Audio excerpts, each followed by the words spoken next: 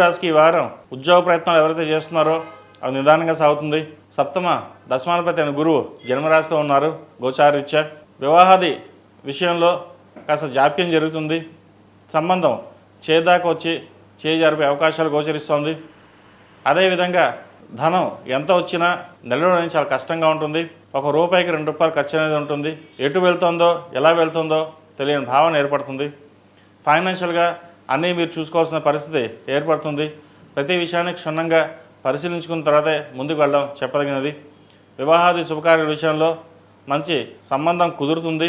అయితే ఆ చేదాకా వచ్చి చేజారిపే అవకాశం కూడా లేకపోలేదు. వాటి విషయంలో జాగ్రత్తలు తీసుకోవాలి. ఉద్యోగరీత్యా ట్రాన్స్ఫర్ కావచ్చు, లేదా కొత్త ఉద్యోగం వచ్చే అవకాశం ఉంది. ఉన్న ఉద్యోగంలోనే చికాకు ఎక్కువగా ఉండే అవకాశాలు గోచరిస్తున్నాయి. వాటి విషయంలో జాగ్రత్త తీసుకోవాలి. ద్వితీయాధిపతి అయిన చంద్రుడు తృతీయంలో ఉన్నారు. కుటుంబ స్థానపరంగా అన్ని విధాలుగా బాగుంటుంది. సంతానం మంచి అభివృద్ధిలోకి వస్తారు. రావాల్సిన ధనం ఏదైతే ఉందో చేతికి అందుతుంది. పాత బాకీలు ఏవైతే ఉన్నాయో అవి వసూలు అవుతాయి. వచ్చిన ధనాన్ని బంగారం కావచ్చు, ఫ్లాట్ మీద కావచ్చు ఇన్వెస్ట్మెంట్ చేయడం అనేది చెప్పదగినది. స్పెక్యులేషన్కి దూరంగా ఉండడం, స్టాక్ మార్కెట్ దూరంగా ఉండడం చెప్పదగిన సూచన. ఏదైనా సేవింగ్స్ చేయదలుచుకుంటే ఫిక్స్డ్ డిపాజిట్ చేయడం అని చెప్పదగినది. ₹1 వడ్డీ ఎవరు ఇస్తారు, ఎక్కువ ఇస్తారు, వడ్డీకి తిప్పుదాం అనే భావన అటువంటి ఏవైతే ఉంటాయో అవి మీకు భవిష్యత్తులో నష్టం వచ్చే విధంగానే ఉంటుంది తప్ప లాభం వచ్చే విధంగా ఉండదు. వాటి విషయంలో కొంచెం జాగ్రత్తలు తీసుకోండి. అదేవిధంగా వ్యాపార సంబంధించిన వ్యవహారాలు సానుకూలపడతాయి. కాంట్రాక్ట్ సంబంధించింది, రియల్ ఎస్టేట్ సంబంధించిన వారికి అనుకూలంగా ఉంటుంది. కొత్త ప్రాజెక్టు ప్రారంభిస్తారు. మీకున్న ధైర్య సాహసాలు ఏవైతే ఉన్నాయో అవి 4 అడుగులు ముందుకు వేద్దాం అనుకుంటారు. తర్వాత మళ్ళీ వెనక్కి వస్తారు. ఎటూ తేల్చుకోలేని పరిస్థితి గోచరిస్తోంది. ఏదైనా సరే మన సంకల్ప సిద్ధిరస్తున్నట్టుగా మీకు మనసుకు తోచింది ఏదైతే ఉందో అది అదే విధంగా ముందుకు వెళ్ళడం చెప్పదగినది. అదేవిధంగా చార్టెడ్ అకౌంట్స్కి, MBA ఫినాన్స్, సాఫ్ట్వేర్ రంగం వారికి అనుకూలంగా ఉంది. నూతన ఉద్యోగ ప్రయత్నాలు ఏవైతే ఉన్నాయో అవి కలిసి వస్తాయి.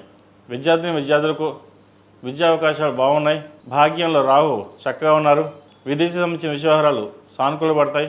అదేవిధంగా మెడికల్ రంగంలో వారు కూడా కాలం అనుకూలంగా ఉంది. మీరు ఏదైతే కోరుకున్న సీటు అది లభించే అవకాశం గోచరిస్తుంది. ఎవరైతే ప్రభుత్వ సంబంధించిన ఎగ్జామ్స్ ప్రిపేర్ అవుతున్నారో వారికి అనుకూలంగా ఉంది. గవర్నమెంట్ ఉద్యోగ ప్రయత్నాలు చక్కగా చేసుకోవచ్చు.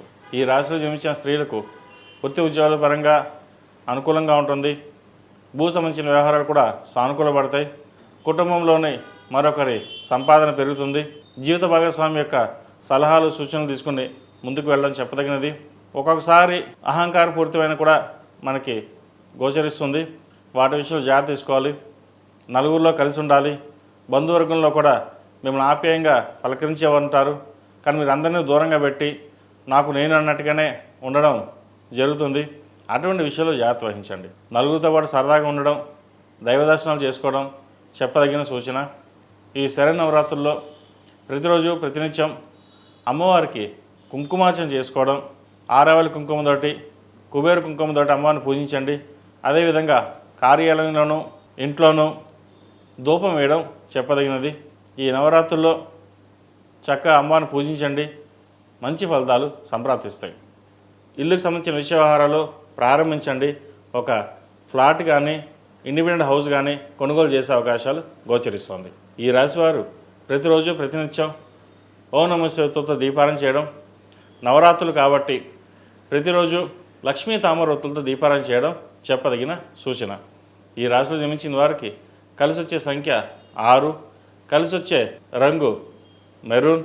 ఏదైనా పని మీద బయటకు వెళ్ళేప్పుడు శుక్రవారం కానీ మంగళవారం అడిగిన వెళ్ళండి. మంచి ఫలితాలు సంప్రాప్తిస్తాయి. ఈ పూజా స్టోర్ .in పసుపు కుంకుమ నుంచి దేవతా విగ్రహాల దాకా అన్ని రకాల పూజలు, వ్రతాలు, వివాహం, గృహప్రవేశం, హోమాది శుభకార్యాలకు కావలసిన పూజా సామాగ్రి అంతా ఒక్క క్లిక్తో మీ ఇంటి వద్దకే.